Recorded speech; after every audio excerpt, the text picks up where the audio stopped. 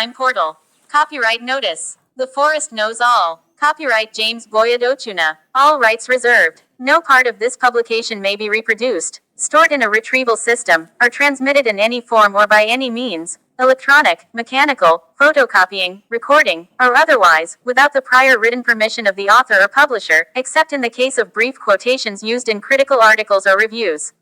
This work is protected under international copyright law. Unauthorized use, distribution, or duplication is a violation of applicable laws and is strongly discouraged. We thank you for supporting original work and respecting the rights of the creator.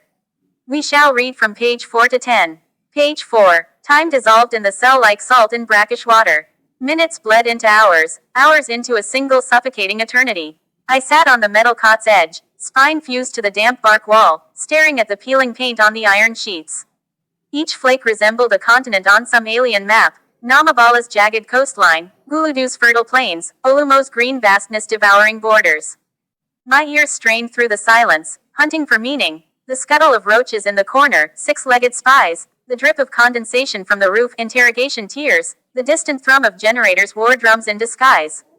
But Olumo kept its secrets tighter than Quack's fist. This forest wasn't just prison walls. It was a breathing, judging entity.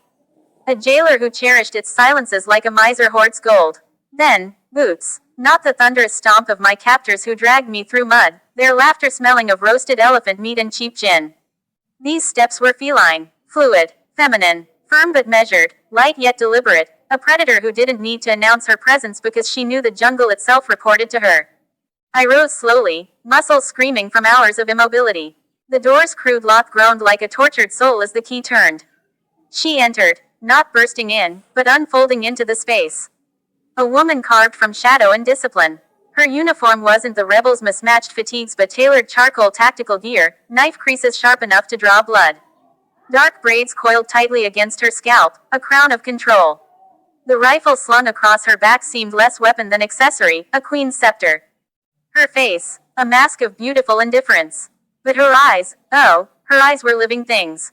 They scanned the cell, peeling walls, rusted bucket, the pathetic cot, with the dispassionate efficiency of a surveyor assessing ruin. Then they landed on me. No hate, no pity, just assessment, as if calculating my tensile strength, my breaking point, my market value. The silence thickened. She could have been statuary if not for the slight flare of her nostrils, disgust. Or the forest's damp invading her perfect composure. Without a word, she reached into a canvas pouch at her hip. Her movements were economical, devoid of waste. A folded square of rough-spun cloth emerged, damp, cool, smelling faintly of antiseptic and wild mint. She tossed it underhand. I caught it reflexively, the fabric chilling my blistered palm. Wipe your face, she commanded. Voice like velvet wrapped around steel. No warmth, no cruelty. A transaction. I pressed the cloth to my cheek.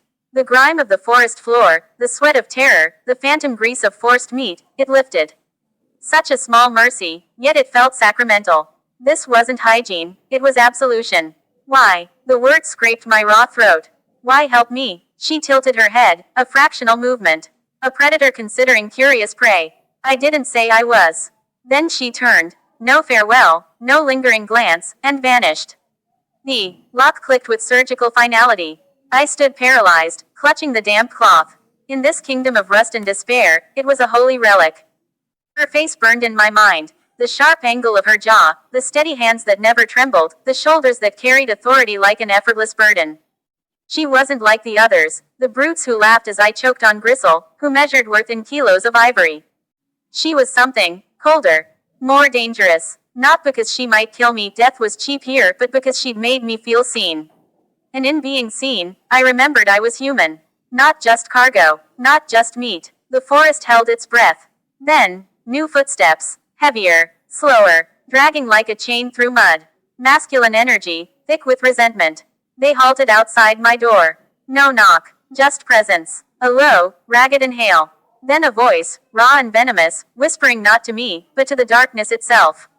She came in here. Asterisk. Jealousy. Not the hot, impulsive kind.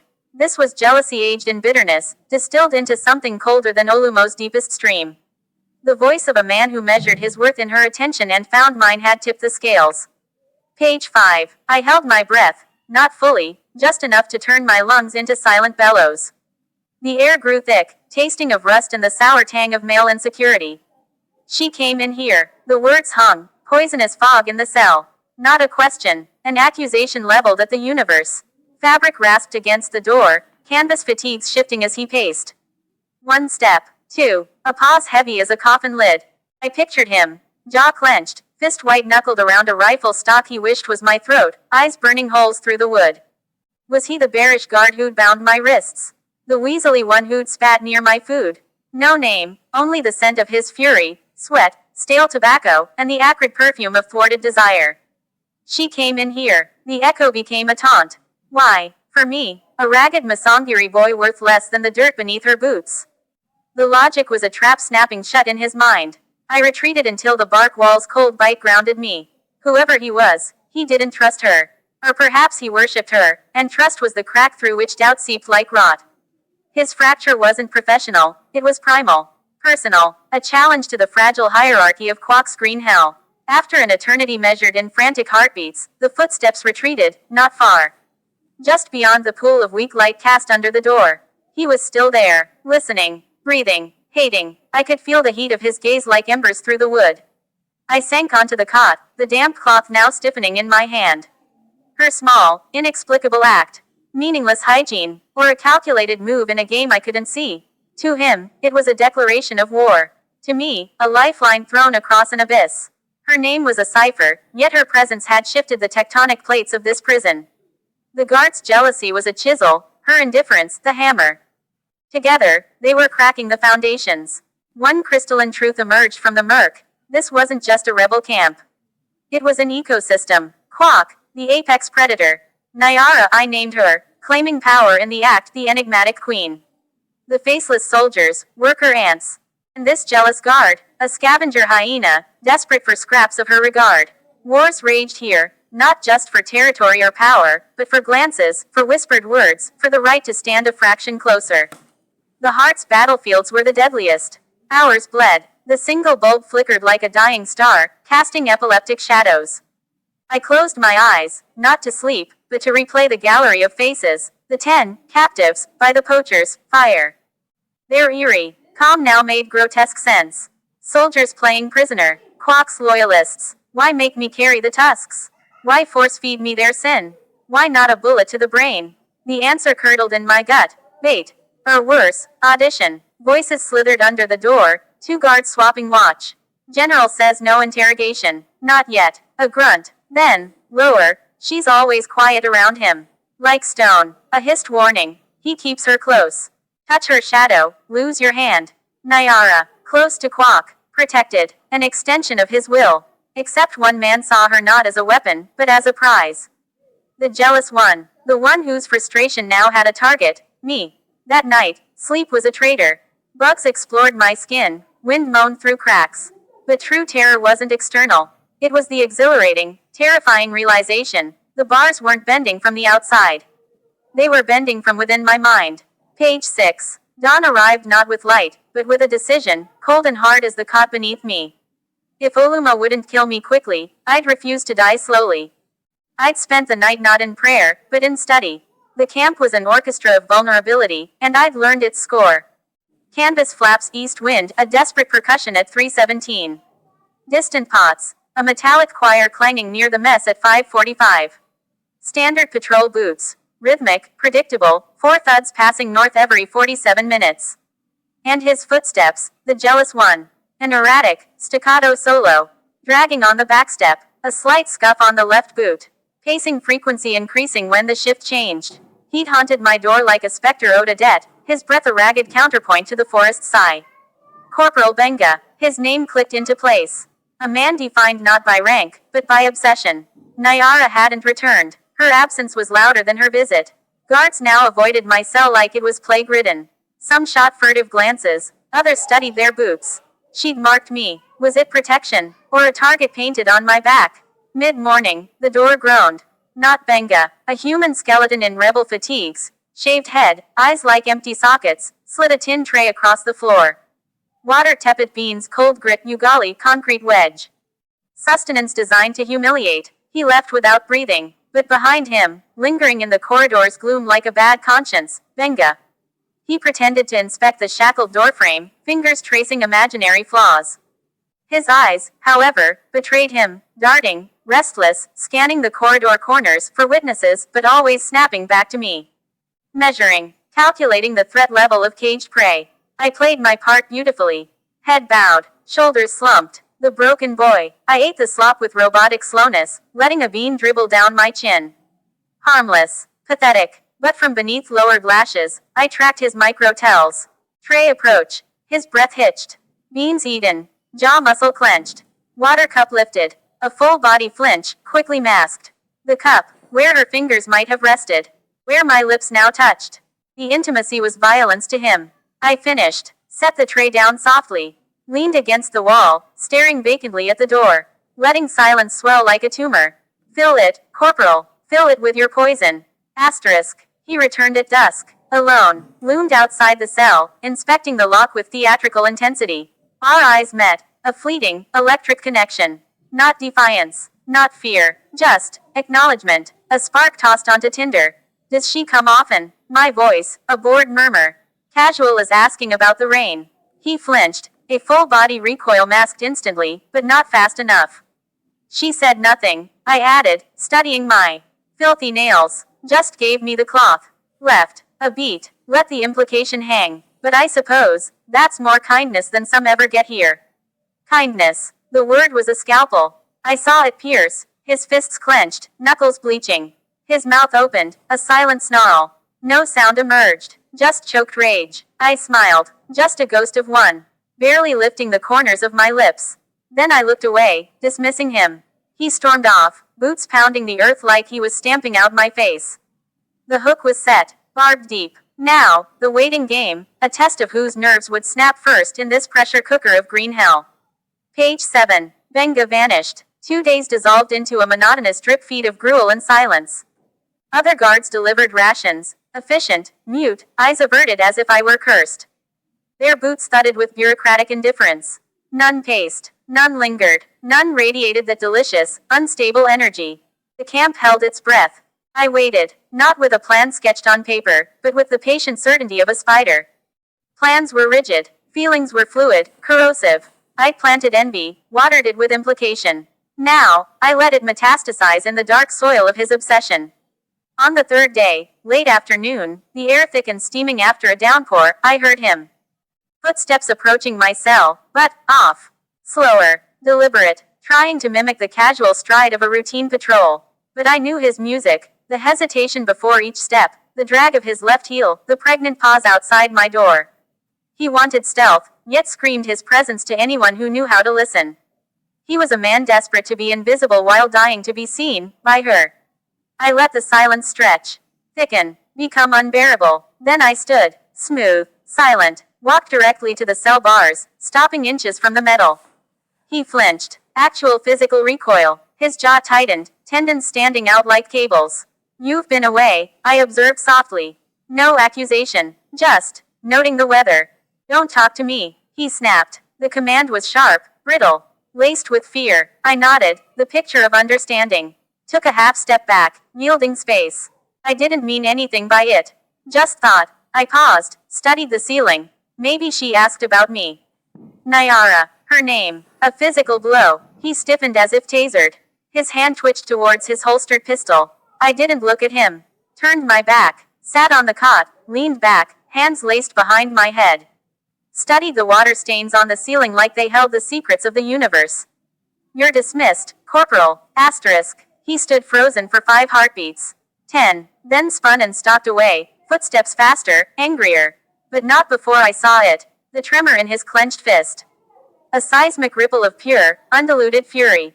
Nyara, she was no longer just a woman. She was the key forged in the fire of his jealousy. And the lock, it was already half turned. I became a statue. No speaking, no acknowledging the next food delivery. No rising unless necessary. A void, a blank page. Let him write the story. Nightfall brought him back, closer this time, leaning against the bars opposite my cot, a silhouette carved from tension. He stared, not at me, but through me. She's not yours. The words dropped like stones into a stagnant pool. Bitter, Possessive. I blinked slowly. Feigned confusion. I never said she was. I let the silence stretch, then stood with deliberate calm. But she came. Here. To this cell. And when she did, I lowered my voice to a conspiratorial murmur. Something shifted. In the air. In the rules. He grunted. Shifted his weight. A caged animal. I took one slow step closer to the bars.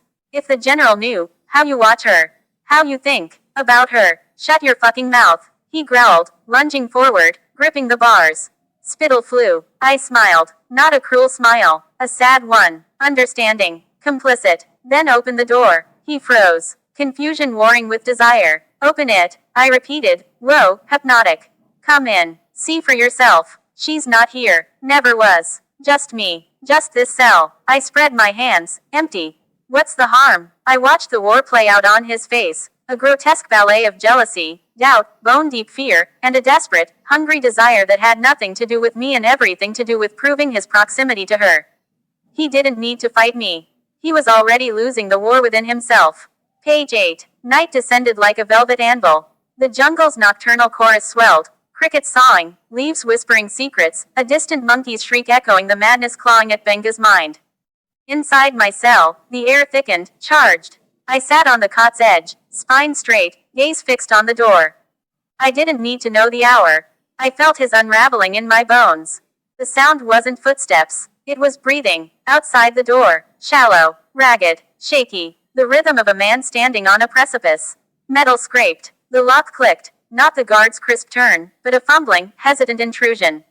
The door creaked open, revealing Corporal Benga. He looked wrecked. Uniform rumpled, collar dark with sweat, eyes bloodshot and burning with a feverish intensity that had nothing to do with reason. One hand rested on his holstered pistol, the other twitched at his side, fingers flexing. She's not in here, he stated, voice raw. An accusation. A plea. I never said she was, I replied, my voice soft, soothing. Gentle as a razor's edge. He stepped over the threshold. One boot, then the other, committed. I stood slowly, hands open, palms forward. Non-threatening. I just wanted her to stop visiting, I lied smoothly. Her coming here, someone important might notice. Might ask questions. About you. Asterisk. You think you're clever, he snarled, taking a step closer. The air vibrated with his rage. You think I don't see what you're doing? Playing games. I tilted my head, the picture of wounded confusion. I think you're afraid, Corporal. Afraid of the general finding out. Afraid of her seeing you like this. Afraid of being truly seen. He snapped. A guttural roar ripped from his throat. He charged, not drawing his gun, but swinging his open hand, a clumsy, contemptuous backhand aimed to humiliate, to assert dominance over the cargo.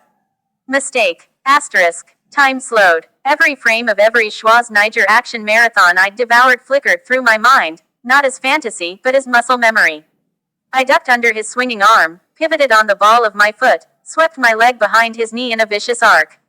Off balance, he stumbled forward. Before he could register the fall, I drove my elbow like a piston into his lower back. A sickening grunt exploded from him as he slammed face first into the unforgiving metal wall. The wind left his lungs in a whoosh. I was already moving, snaking my arm around his neck from behind, not to choke, but to control. My other hand yanked the pistol from his holster. Smooth, fast, the cold barrel pressed against his spine. He froze, utterly still, not resistance. Sheer, disbelieving shock. The Masangiri boy, the Tusk carrier, had a gun to his spine. No words were needed. The language of power had shifted. I stripped him with brutal efficiency, jacket, boots, belt. He offered no resistance, trapped in a nightmare of his own making. His uniform smelled of sweat, gun oil, and cheap soap. It hung loose on me, a grotesque disguise. But it was freedom's skin. The Masangiri porter was dead. In his place stood a ghost in rebel clothing. Page 9. The jungle didn't welcome me. It watched. Every step away from the camp's diseased heart was swallowed by the undergrowth, yet not erased. Leaves rustled with unseen scrutiny. Branches leaned conspiratorially overhead. The air itself felt thick with attention. Oluma wasn't just trees and mud. It was a conscious, ancient entity witnessing an anomaly, a borrowed ghost walking its flesh. I moved like water, not rushing, but flowing with the terrain's logic. Ducking under thorn-laced vines, skirting patches of moonlight, placing each footfall with silent precision. Corporal Benga lay trussed in his own uniform belt back in the cell, a gag muffling his impotent fury. I hadn't broken bones, only his pride.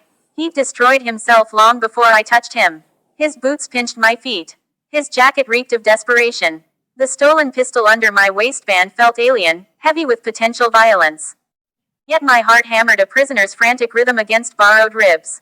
I hugged the perimeter's chain link fence, a scar of human order against the wilderness.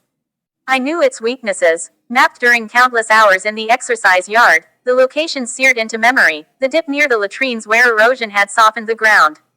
The post southwest corner, rusted thin by constant damp. The spot behind the generator shed where the barbed wire sagged, weary of its duty. I reached the southern stretch as clouds smothered the moon. Perfect darkness. I crouched, felt for the log I'd mentally marked, gnarled, half-buried. A boost. Fingers curled over cold, rust-pitted wire. Barbed teeth bit into my palm as I hauled myself up. Pain, sharp and clean. I swung a leg over, dropped into the ferns beyond. Blood welled on my wrist, black in the gloom. A petty sacrifice. The jungle floor received me. Cold mud, decaying leaves, the fecund scent of life and death intertwined. I ran, not the blind, panicked flight of prey, but the focused, ground-eating lope of a soldier moving towards an objective. East, towards the Okumu River, towards the whisper of a contact, Old Man Ease, who owed my father a debt paid in cassava flour during the Great Drought. Favors here were currency harder than diamonds, more dangerous than bullets. Ducking beneath the low, sweeping branches of a colossal fig tree, I plunged deeper into the green labyrinth. Behind me, a siren wailed, a single, piercing shriek tearing the night's throat. I didn't look back. I knew what they'd find. A bound corporal, a missing uniform, a cell door swinging open like a mocking grin. And I knew who they'd blame. Not the escaped prisoner, the fool who walked into the trap. The name they'd curse into the forest's indifferent ear, Benga. Page 10. The siren died abruptly, strangled by the forest's vast indifference. Not surrender. Tactics. Quock's rebels were jungle rats. They knew noise attracted bigger predators. Silence became their weapon. I slowed 20 minutes later, lungs burning, breath pluming in ragged gasps. Olumo at night wasn't merely dark, it was a physical substance. A velvet shroud soaked in chlorophyll and menace. The trees seemed to absorb the feeble moonlight, hoarding it in their canopy vaults, leaving the floor in perpetual twilight. Crunch. Asterisk. I froze mid-stride, not underfoot. Behind me, silence rushed back in, thicker than before. I became a statue, only my eyes moving, scanning the wall of vegetation. Listening, not just with ears, but with skin, with instinct. The forest breathed, a vast, slow inhalation of decay and growth. My own breathing felt like a trespass. Crouching low beside the massive, serpentine root of an ancient baobab, I tried to summon the mental map from the rebel camp, hand-sketched, stained with someone's forgotten blood. Confusing glyphs marking trails, rivers, dangers. The Okumu River flowed east. Beyond it lay the porous border with Masangiri, and a fragile chance at freedom. I pushed forward, each step a negotiation with the unseen. Ferns brushed my legs like ghostly fingers. Then, a flicker, not moonlight, firelight. Through a tangle of liana vines and the gnarled limbs of another baobab, I saw it. A small fire, carefully contained within a ring of stones.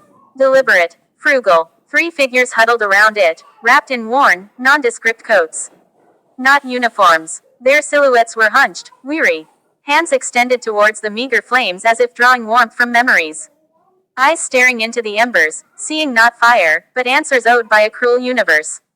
Civilians. My heart leapt. Runaways. Hope. Treacherous and sweet. Or trap. Quock's hunters, luring escapees with false sanctuary. Instinct screamed danger. I stepped back, seeking deeper shadow. My boot found a dead branch hidden under moss. Snap. Asterisk. The sound echoed like a gunshot in the cathedral silence. Heads whipped around. 3 pairs of eyes, suddenly alert, scanned the darkness. Who's there? A man's voice, raspy with fatigue and suspicion. I held perfectly still, didn't breathe. My hand found the cold grip of Benga's pistol. Show yourself. Another voice, younger, sharper. A hiss loaded with fear. Footsteps. Fast. Too fast. Crashing through the undergrowth towards me. Not cautious. Panicked. Predatory. I bolted. Not towards them. Away. Into the deeper black. Too late. A 4th shape. A shadow detaching from the ink beneath a giant fern, launched itself at my legs. A tackle born of desperation and bushcraft. I hit the ground hard, the impact driving the air from my lungs. Cold mud smothered my face. A knee pressed into my back, pinning me. Rough hands clawed at my collar, yanking my head back. A flashlight beam blinded me. A gasp. Sharp. Female. He's not one of them. More hands grabbed me, rolled me onto my back. The pistol was ripped from my waistband. I didn't fight. Resistance was futile, because that voice, the one that gasped, belonged to a woman. And in its timbre, beneath the fear, I heard something utterly disorienting. Not